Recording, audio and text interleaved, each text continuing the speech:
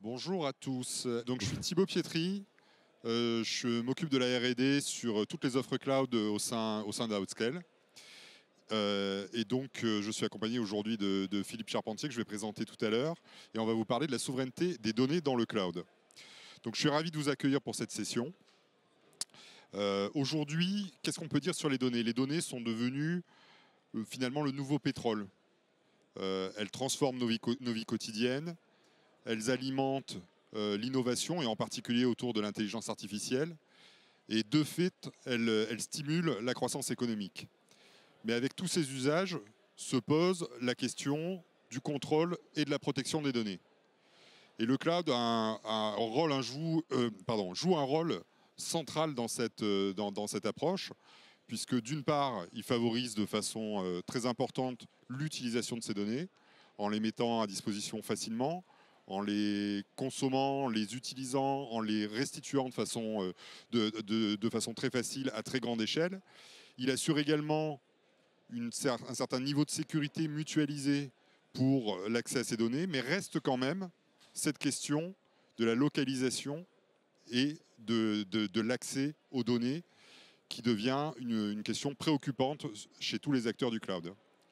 Chez Outscale, nous, on est assez intransigeant sur le dossier.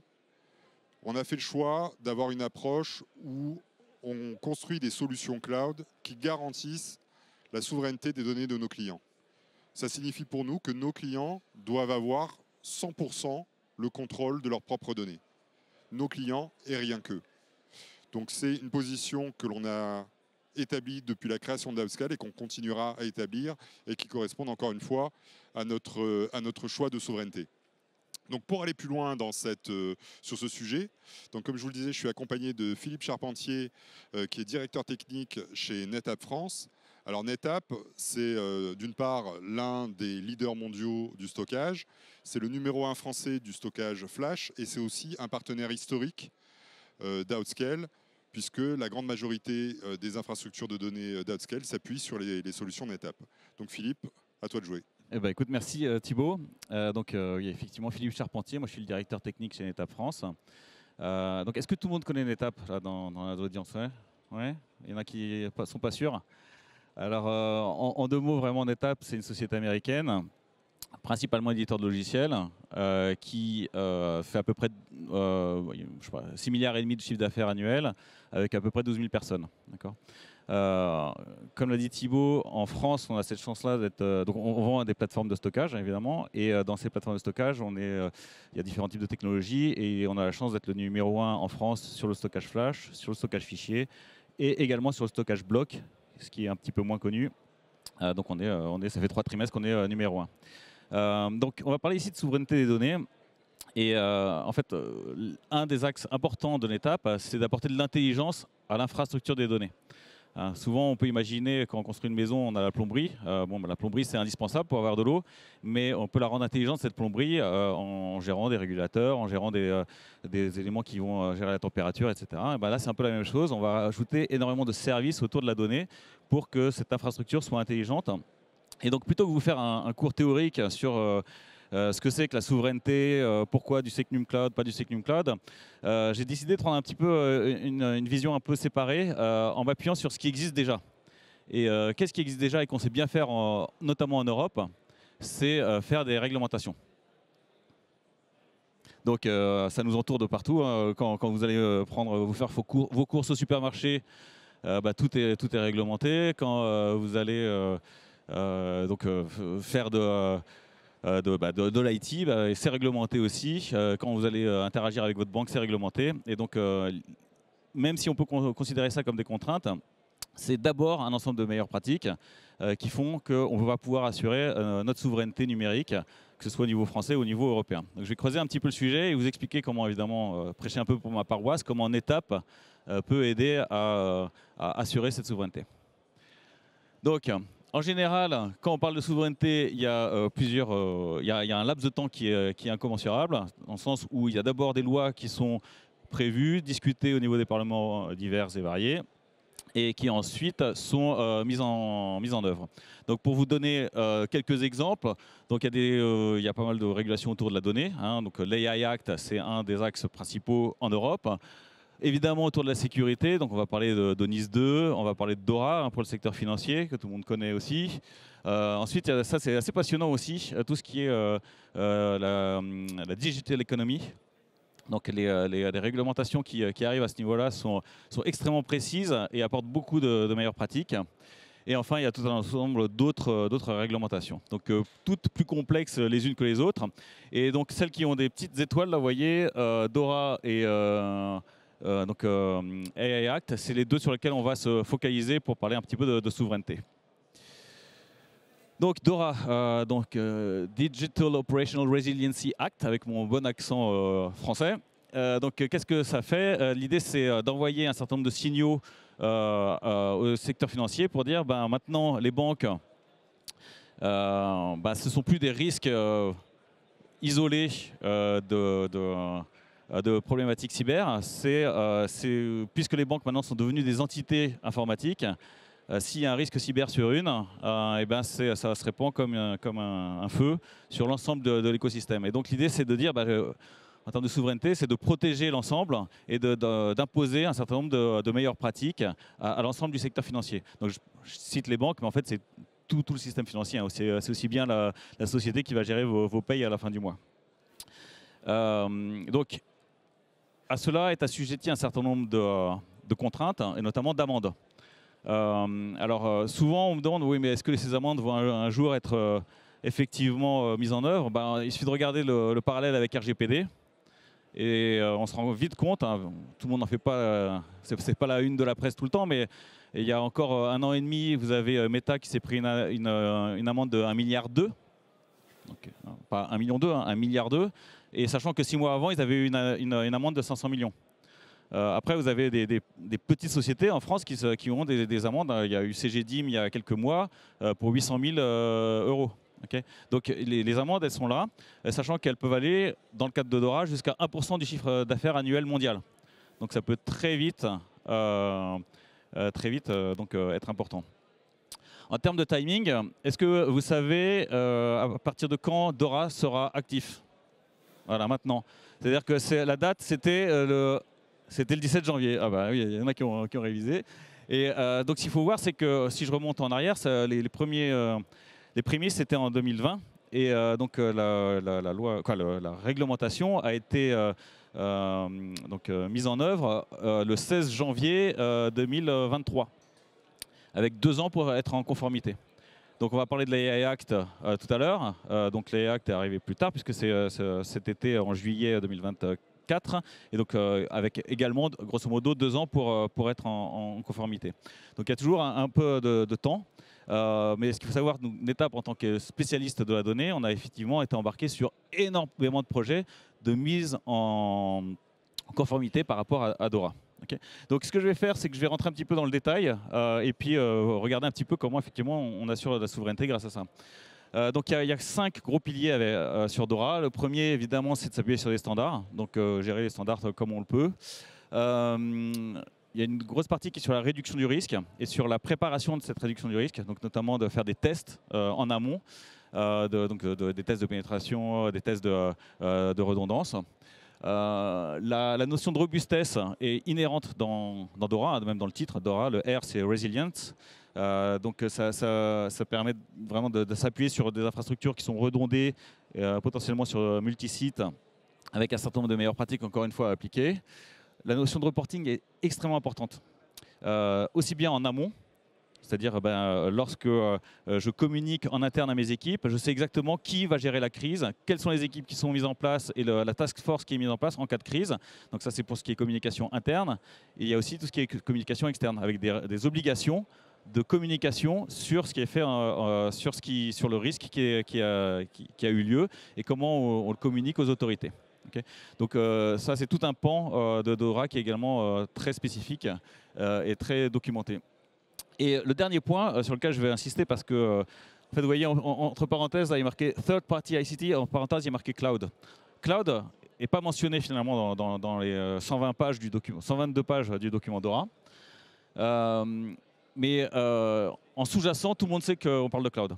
Pourquoi? Parce que dans tous les secteurs financiers, maintenant, le cloud est omniprésent. Maintenant, c'est même plus est-ce que je vais aller dans le cloud, c'est quel cloud j'utilise pour quel service. C'est vraiment une constante maintenant chez tous nos clients. Et ce qui est mis en avant dans Dora, c'est la notion de exit strategy. Alors ça fait un peu bizarre de vous dire ça en étant ici chez Outscale, parce que on se dit l'idée c'est si je veux potentiellement être hébergé chez Outscale, l'idée c'est pas de ressortir. Et pourtant c'est ce que ça fait partie des meilleures pratiques, notamment en termes de souveraineté, de se dire ok, si il y a quelque chose qui ne va pas, comment je fais pour basculer d'un cloud à un autre, et comment je fais pour justement standardiser mes implémentations pour qu'elles soient entre guillemets portables. Donc il va y avoir toute une sélection évidemment de tel type de workload que je vais mettre ou non chez tel cloud provider, justement parce qu'il va m'assurer cette souveraineté et cette réversibilité. Okay. Donc c'est un axe qui est extrêmement fort et sur lequel nous, du coup, on développe des produits justement pour assurer cette réversibilité et cette mobilité de la donnée entre différents clouds. Alors, c'est écrit tout petit, c'est fait exprès, hein, c'est pour que vous ne puissiez pas lire. Ok. Donc, je vais quand même appuyer sur 2-3 articles qui sont particuliers et sur lesquels nous on a développé des choses spécifiques. Donc l'article 28, c'est celui qui parle notamment d'exit stratégie en termes de third party ICT, donc en sous-entendu le cloud. Donc NetApp, c'est une société, encore une fois, d'infrastructure de la donnée. Donc on a un des fers de lance de notre technologie, c'est un système d'exploitation qui s'appelle ONTAP et qui permet de gérer tout un ensemble d'automatismes sur la donnée, et notamment de rendre cette donnée portable d'un site à un autre, d'une plateforme, d'une baie de stockage à une autre, d'un cloud provider à un autre. Okay. Et la mobilité de la donnée se fait vraiment simplement avec des drag and drop. Et donc c'est un des axes pour finalement avoir une approche standard, multi-cloud, de la même technologie, du même type de stockage de données, où que soit ma donnée, et donc du coup avoir cette notion de réversibilité. Sur la protection et la prévention, donc ça c'est un article 9. Donc, il donne un certain nombre de critères, notamment sur l'authentification et sur les autorisations. Donc, ce qu'il faut savoir, c'est que quand on va accéder à des données NetApp, sur des baies NetApp ou encore une fois sur un système NetApp, on va y avoir une notion évidemment de MFA, Multi-Factor Authentication, le fait de pouvoir s'authentifier avec son téléphone portable, avec un token, avec un mot de passe évidemment.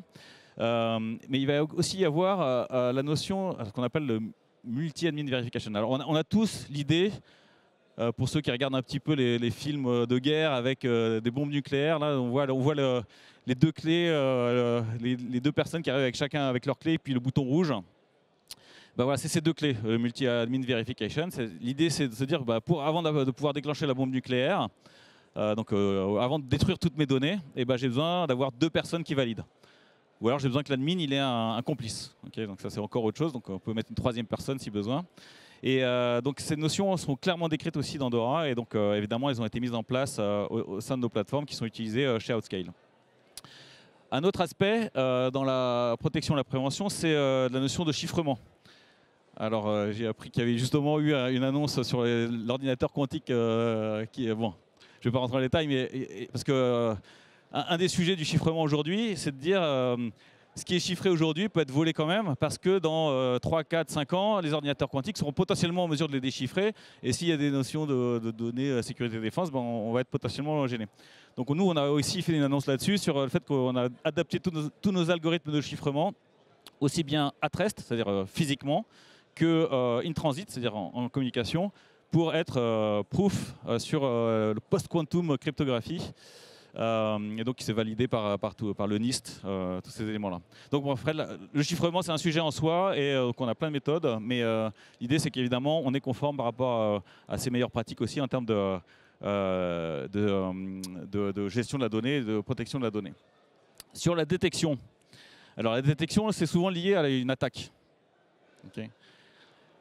Très souvent, on équipe le réseau de plein d'outils IPS ou autres pour regarder le trafic. Mais finalement, la donnée, elle est où? Elle est bien sur les plateformes de stockage. Et donc, le dernier endroit finalement où on peut contrôler ce qui se passe, c'est sur la plateforme de stockage. Et donc, je vous disais tout à l'heure, on a un système intelligent qui s'appelle ONTAP, qui embarque un certain nombre de services.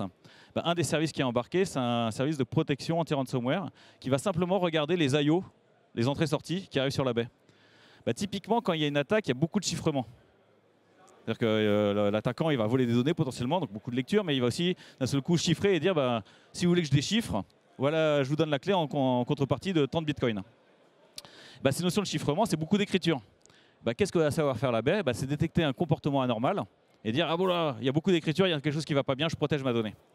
Et donc ça, c'est fait de manière automatique. On a des success stories incroyables de clients qui se sont fait attaquer et la seule chose qu'ils ont pu remonter, c'est les baies étapes parce que justement, il y a eu cette protection automatique qui s'est faite au sein de la baie. Donc ça, c'est un exemple de ce qu'on fait sur la détection. Alors l'article 11 de DORA est vraiment focalisé sur la notion de réponse, mais de manière presque organisationnelle. C'est-à-dire, ok, je vais prendre le cas de figure où je suis attaqué, comment je vais gérer la situation? Est-ce que je prévois mon équipe? Quelle équipe je vais solliciter? Quels vont être mes chemins d'escalade? Quelles sont les politiques d'entreprise que je vais appliquer pour finalement avertir mes utilisateurs et également donc, avertir le régulateur? Cette notion de réponse, elle est aussi associée à la notion de restauration. Et donc nous, ce qu'on a mis en place là-dessus, c'est notamment des mécanismes de stockage dits immuables. Alors, techniquement, on appelle ça du WORM, Write Once, Read Many. C'est-à-dire l'idée, c'est on peut écrire de la donnée et puis pendant 20 ans, plus personne ne peut réécrire dessus. Donc on est sûr qu'elle ne pourra pas bouger. Okay, donc ça veut dire qu'on est sûr de pouvoir revenir au moins à un état donné. Et il suffit de faire un. Donc c'est très utilisé dans les systèmes bancaires pour justement les archivages de données qui ne doivent pas, qu'on doit garder pendant 10 ans notamment ou 15 ans. Voilà. Et puis le dernier point, l'article 12, qui nous concerne beaucoup, c'est la partie backup policies et les méthodes de restauration. Où là, évidemment, les gros projets qu'on a eu sur cette année, ça a été des gros projets de multi-sites. Hein, où on va avoir 3 sites. Typiquement, donc de l'actif-actif sur 2 sites et un 3e site avec ce qu'on appelle un air gap, c'est-à-dire soit une rupture protocolaire, soit même une séparation physique du réseau où on va stocker les données sur un 3e site pour être sûr de pouvoir remonter en cas de désastre complet. Okay, donc, qu'est-ce que je veux vous dire par tout ça? Alors là, je parle de DORA, c'est de la réglementation, il y a plein de solutions techniques, mais finalement, c'est très concret. Et quand on va parler de souveraineté de données, c'est pas. Alors, je sais que Nuncloud, c'est important, c'est la France, etc. Mais il y a énormément de meilleures pratiques qui sont déjà documentées et sur lesquelles on peut s'appuyer pour assurer cette souveraineté numérique. 2 mots sur l'AI Act. Alors, l'AI Act, encore une fois, ça a été, la réglementation a été promulguée donc en juillet. Et donc, on a à peu près 2 ans pour le mettre en œuvre. Donc là aussi, un grand nombre d'articles. Ce qu'il faut savoir, c'est que le document initial faisait 140 pages à peu près, et que maintenant, il en fait 400 depuis l'ascension de la GenAI. Okay. Le premier volet sur l'AI Act, c'est vraiment de catégoriser le risque du système d'intelligence artificielle qui est mis en place. Et je vais donner des exemples très concrets. Donc il y a 4 niveaux de catégorisation. Il y a les systèmes interdits. Pardon? Il y a les systèmes interdits. Il y a les systèmes à haut risque. Il y a ce qu'ils appellent le open usage, hein, l'utilisation ouverte. Et enfin, il y a les systèmes à très bas risque. Donc sur les systèmes interdits, un exemple très concret, c'est par exemple, je veux développer un système de caméra de vidéosurveillance qui va faire de la reconnaissance faciale en direct pour faire de la catégorisation de personnes et tracer des personnes. Et ben ça, c'est interdit. C'est interdit par l'AI Act. Okay. En revanche, quand on va parler des applications à haut risque, ça va être par exemple tout ce qui va concerner le risque à la personne. Donc, par exemple, tout ce qui est automatisation sur la fourniture de gaz, la fourniture d'électricité, ou alors par exemple même sur les documents RH. Okay, sur les documents RH, contractuels, etc. Ça, c'est censé être à haut risque. Et donc il y a un ensemble de politiques qui s'appliquent suivant le niveau de risque. Si je prends donc tout ce qui est open usage, donc utilisation ouverte, les exemples typiquement, c'est des exemples de GenAI. C'est-à-dire que vous pouvez tout à fait demander plein de choses à je sais pas moi, à Lusha ou à ChatGPT. Mais c'est difficile de savoir en amont finalement le risque qui va être rendu par ces systèmes-là. Et puis après, il y a tout ce qui est risque bas, et donc ça va être typiquement les bots qui existent, les chatbots qui existent. Bon. Un petit focus sur les situations à haut risque. C'est là où en fait, il y a le plus de documentation sur comment être donc protéger les utilisateurs, protéger la donnée elle-même, s'assurer qu'il n'y ait pas de biais.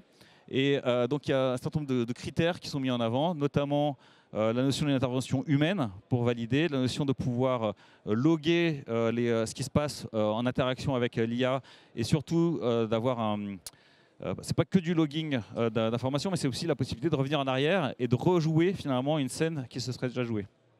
Donc ça impose potentiellement, par exemple, vous voyez, pour faire le parallèle avec NetApp, chez NetApp, quand on a une plateforme de stockage, on sait faire ce qu'on appelle des snapshots et prendre des données comme ça à n'importe quel moment, sans que ça consomme beaucoup d'espace, sans que ça consomme de performance, mais ça permet d'être très réactif sur le fait de revenir en arrière au cas où on aurait constaté un biais qui serait important sur une plateforme dite hautement critique. Enfin voilà, donc, encore une fois, l'idée c'est pas de faire une liste de prévers de l'ensemble des meilleures pratiques qui sont recommandées par le régulateur, mais c'est de mettre en avant qu'il y a énormément de choses qui existent. Donc plutôt que de réinventer la poudre quand on veut être souverain sur ces données, eh ben, c'est de s'inspirer de ce qu'a fait le régulateur parce que finalement ça marche bien. Et là encore, ça a double tranchant aussi parce que si finalement on ne l'applique pas, donc dans 1 an et demi maintenant, les amendes sont aussi à la hauteur, et notamment donc là, les amendes dépendent du niveau de risque, et sur les choses à haut risque, ça peut aller jusqu'à 7% du chiffre d'affaires annuel de la société. Okay, donc je crois qu'il y a un plafond à 35 millions, mais bon, voilà, c'est quand même des montants assez impressionnants. La même chose, les articles sont écrits en tout petit, c'est pour que vous ne puissiez pas les lire. Mais ça traduit exactement là où, sur chaque thème, NetApp a un ensemble de fonctionnalités qui permettent d'aller dans le sens de cette régulation. Je vous remercie d'avoir participé et n'hésitez pas à nous solliciter si besoin. On a un tout petit peu débordé, mais la question était importante. Merci. Merci à vous. très bientôt.